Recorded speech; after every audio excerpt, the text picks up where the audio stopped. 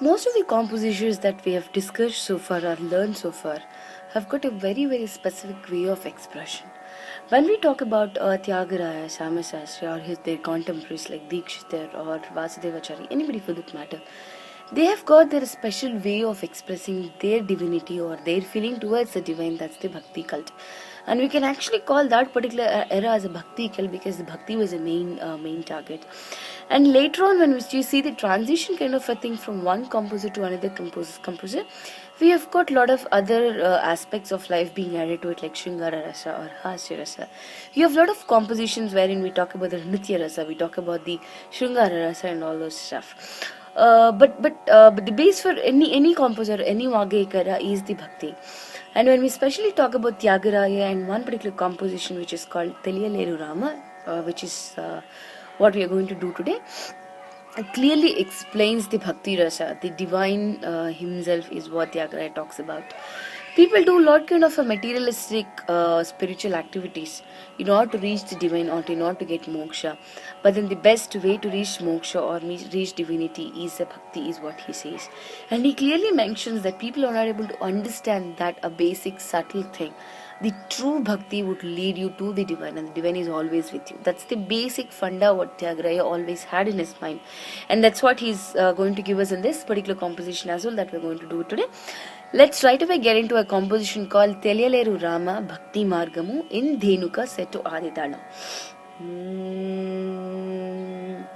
Even this composition starts with a jaga of Thakita, 1, 2, 3, and then goes the Kirtana. Alright? Teliyaleru Rama Teliyale that's the Sangati. Teliyaleru Rama Bhakti Margamunu Teliyaleru Rama Bhakti Margamunu. The first Sangati is very plain, and then you add up with a lot of Sangatis to it. So first Sangati goes once again like this. Teliyaleru Rama Bhakti Margamunu Teliyaleru Rama Bhakti Margamunu Teliyaleru Rama Bhakti Margamunu. That's the first Sangati. Let's get into a second Sangati. Teliyaleru Rama Teliyale Pamaga Teliyaleru Rama Ramada Teliyaleru Rama Bhakti Ana. That's the Sangati if you actually kind of expand it. Bhakti Margamunu Bhakti Margamunu Bhakti Margamunu Teliyaleru Rama Bhakti Margamunu Bhakti Margamunu. Alright, let's do the first two Sangatis with the Talam. Keep Teliyaleru Rama Bhakti Margamunu Teliyaleru Rama Bhakti Margamunu Teliyaleru Rama Bhakti Margamunu Teliyaleru Rama Bhakti Margamunu When you actually do these sangatis and we have to connect it or get a leap from the Bhakti Marga Munu to Telile Rama, we had a connector which goes like this.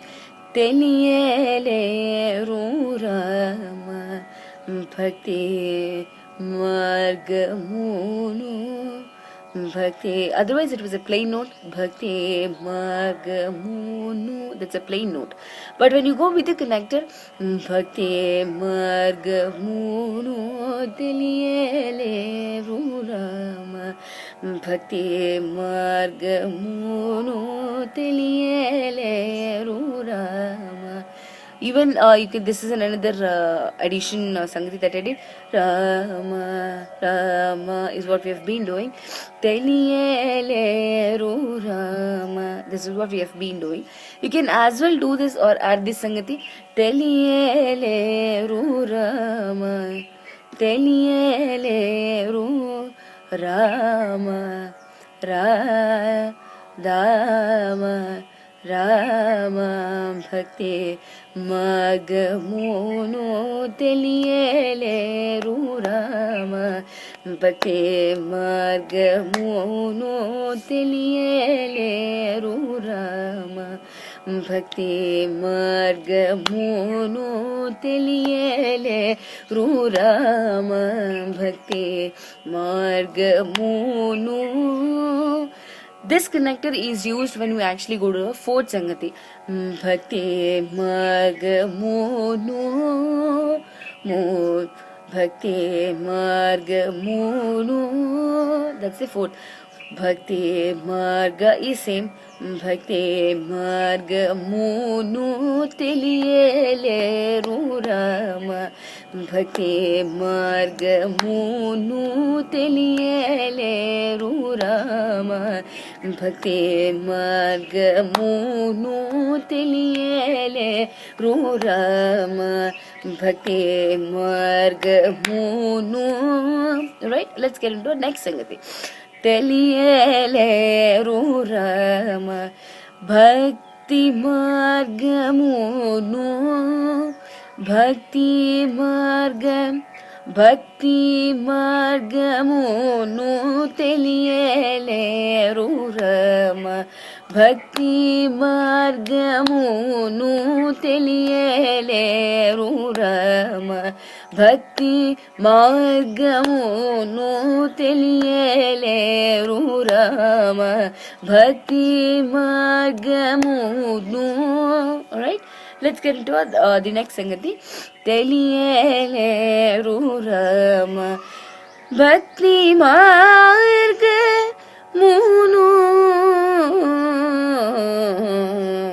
I mean, when you actually connect it, you'll not get this big Sangati. Teliyele Rama Bhakti Marga Munu Teliyele Rama. Right? Bhakti Marga. You can actually tone down your volume here in order to get that Marga. Marga is your way. So you're trying to exactly show the way, the path to your Swarga kind of a thing.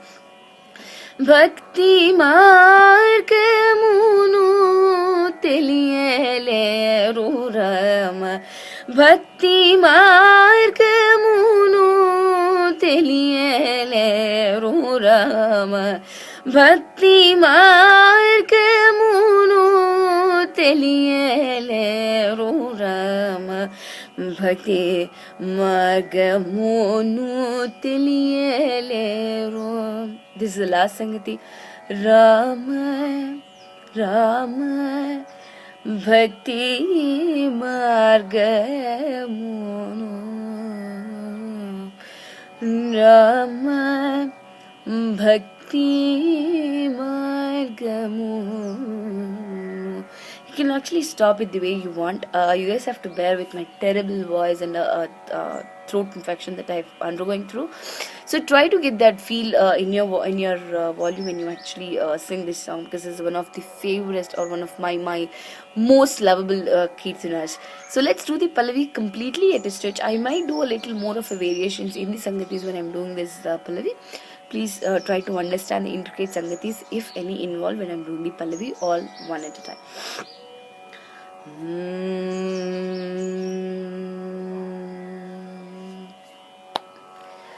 తెలియలేరు Rama, తెలియలేరు Rama, భక్తి మార్గమును తెలియలేరు రామ, భక్తి మార్గమును తెలియలేరు రామ, భక్తి మార్గమును తెలియలేరు రామ, భక్తి మార్గమును తెలియలేరు రామ, భక్తి మార్గమును తెలియలేరు రామ, భక్తి మార్గమును తెలియలేరు రామ, భక్తి మార్గమును తెలియలేరు రామ, భక్తి మార్గమును తెలియలేరు రామ, భక్తి మార్గమును తెలియలేరు రామ, భక్తి మార్గమును తెలియలేరు రామ, భక్తి మార్గమును తెలియలేరు రామ, భక్తి మార్గమును తెలియలేరు రామ, భక్తి మార్గమును తెలియలేరు రామ, భక్తి మార్గమును తెలియలేరు రామ, భక్తి మార్గమును తెలియలేరు రామ, భక్తి మార్గమును.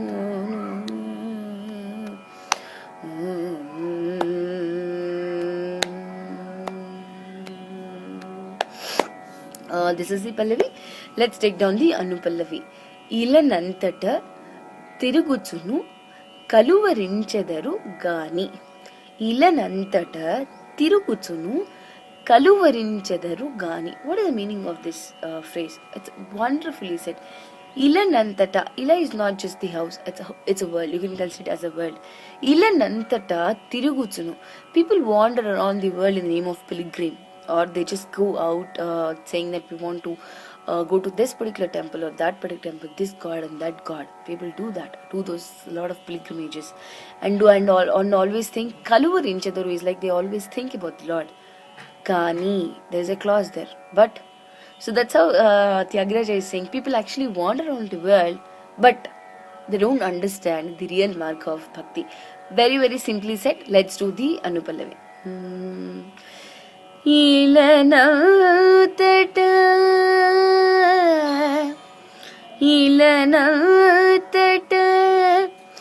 తిరుగుచును కలువరించెదరు గాని, తెలియలేరు రామ, భక్తి మార్గమును తెలియలేరు రామ, ఇలనంతట తిరుగుచును కలువరించెదరు గాని,